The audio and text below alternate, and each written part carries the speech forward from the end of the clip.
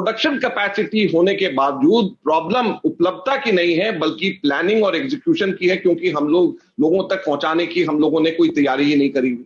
Cryogenic tankers इसके अंदर special चाहिए होते हैं जो ऑक्सीजन को लेकर के जा सकते हैं।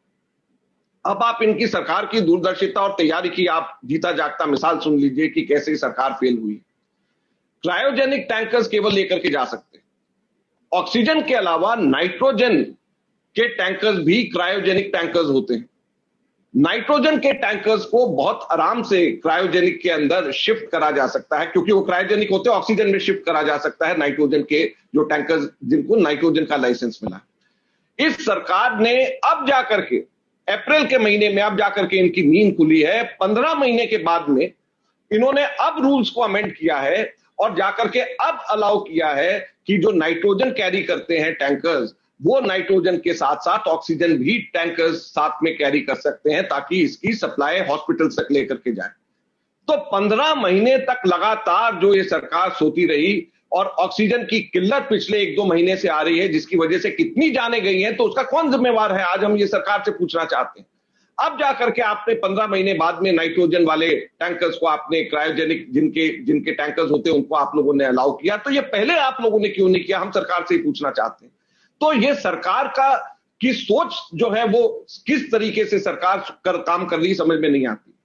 अब जाकर के रेलवेज को अब जाकर के उसका इस्तेमाल कर रहे हैं ऑक्सीजन सप्लाई करने का, तो पहले क्यों नहीं किया इन्होंने।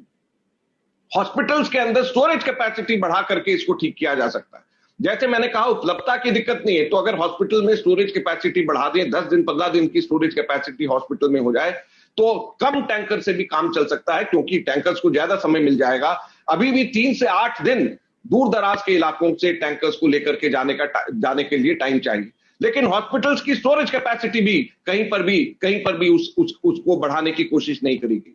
तो सरकार की ऑक्सीजन के अंदर सबसे बड़ी क्या कमी रही, 9,700 मेट्रिक टन ऑक्सीजन एक्सपोर्ट कर दिया।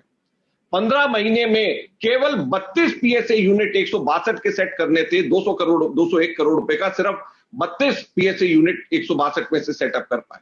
15 महीने बाद अब जाकर के नाइट्रोजन वाले जो टैंकर्स हैं, क्रायोजेनिक टैंकर्स, उनको ऑक्सीजन की इजाजत दी, अब जाकर के रूल्स के अंदर बदलाव किया।